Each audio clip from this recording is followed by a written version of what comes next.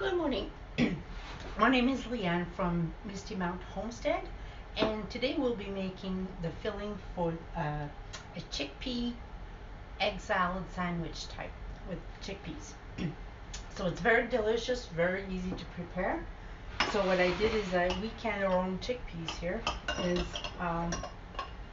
I drained the liquid off this, but I did not rinse it. It's good to leave some of the water for the chickpea, I find. I don't know, it adds more to the texture. And then you just mash it. And sometimes that's pretty quick. It depends how you want it. If you want it totally mashed, or if you don't mind having some little bits of chickpeas. So we like to do this in the winter time. Like you obviously don't have a whole lot of fresh produce in the garden at this time of the year. So instead of using lettuce, I freeze some kale. What I love about kale to freeze is you don't need to blanch it. It's super easy. You just harvest your kale, you take the stem off, and you shove that in tight in a freezer bag. Stick that in the freezer and just take some as you need. And we have some every morning with breakfast. With our breakfast potatoes that I also can. As I mentioned before, maybe I should do a video on the breakfast, but that's usually earlier and I'm not always all there for a video. I have a hard time finding my words on a good day. But maybe if we have a later breakfast one day, I can maybe try to take that. So anyway, so here we'll go. So forgot the vegan mayo.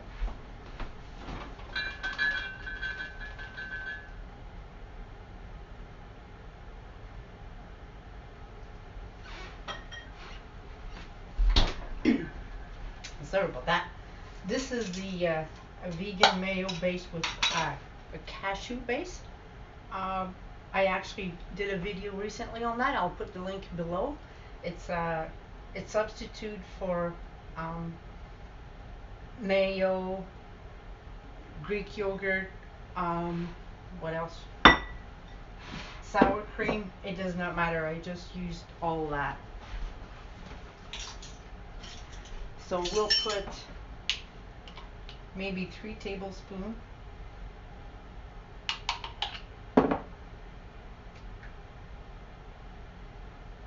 That's a tablespoon and a half, so 2 of them will make about 3. The thing with that though is I put it in the fridge right away because it's not good to leave that at room temperature. It doesn't last very long. So I don't like to waste it. It's made with cashews, so cashews are not cheap. So we'll put that in the fridge. I'll be right back.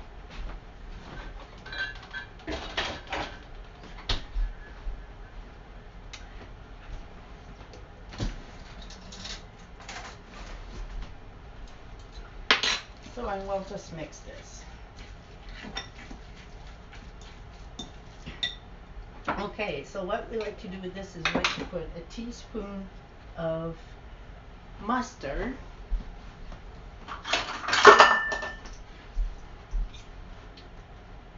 If you watch a few of my videos, you'll see them very clumsy. I always drop stuff. Can't help it, doesn't matter how much I try. So we got the mustard, and I usually put about half a teaspoon of turmeric.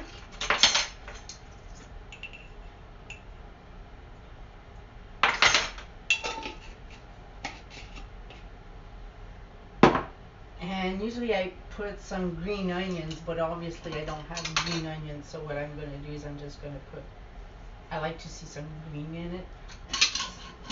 So parsley is actually really good. And I'll put some onion powder. That's a good substitute for that.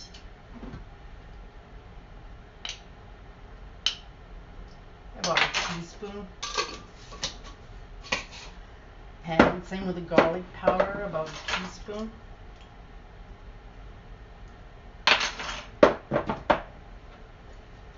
And this is some dill. I like to put dill in it. This is also about a teaspoon.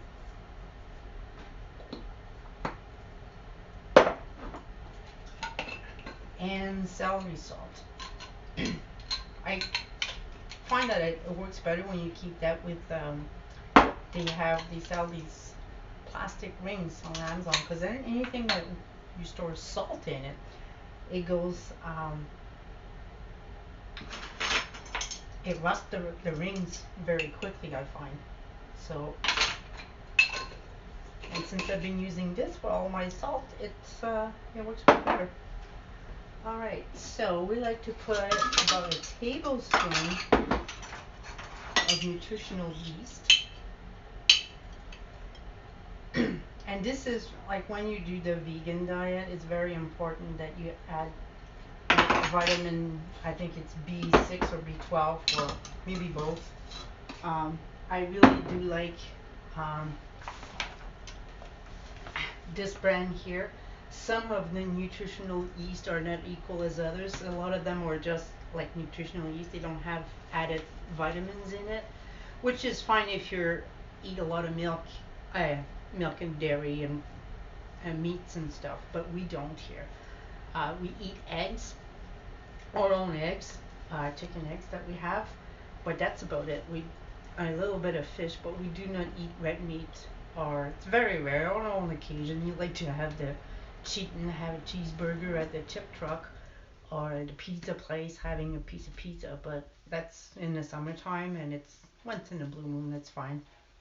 But it's definitely not enough to replace all your vitamin B. So you have to make sure that you're not lacking on that. So I get this one on Amazon, but I'm sure there's a lot of health food store. Just make sure you read the ingredients. And I really like this one. I recommend this one.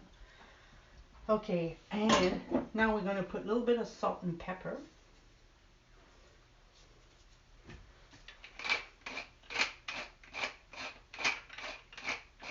And the thing with turmeric also is, if you don't take it with black pepper, you don't absorb the good nutrients out of it. So every time you have some turmeric, try as much as you can to include the black pepper and lots of it. And I can mix in my kale. And how much do I put of this? I just usually put a splash of it. Half a tablespoon, I guess. There we go. And that's another thing when you make recipes. You want to make sure that you put enough acidity in there.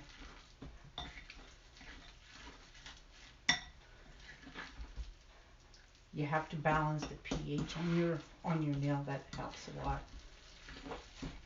We don't have acid reflux in this house.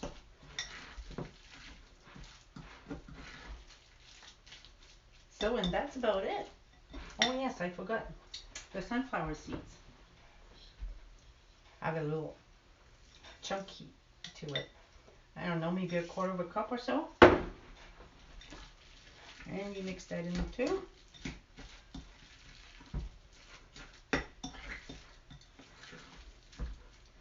And then I stick that in the fridge for at least an hour, so that all the flavor can marry together and be so yum yum. So put that in the fridge, and then you can serve it with a wrap or burger buns, dinner roll, just regular, or just on crackers. I have some gluten-free crackers. Sometimes I'll just put that on gluten-free gluten-free crackers, and it's delicious. And we usually mix with our wraps and sandwiches in the winter time, again, because we do not have any lettuce. We grow some sprouts, so sprout mix. So we put a little bit of sprout in, so it's live food. You put that in your sandwich, and it's healthy, delicious, and just delicious. So hope you like this video, and if you do like it, please give me a thumbs up. And if you like to see more of these videos, click subscribe, and you'll be notified for the next video that comes up. I do also do a lot of videos on chicken and gardening. It'll be a while before I do gardening again, but when we start the seeds, we'll also include that, how to start seeds indoors. So have a great day and see you till next time.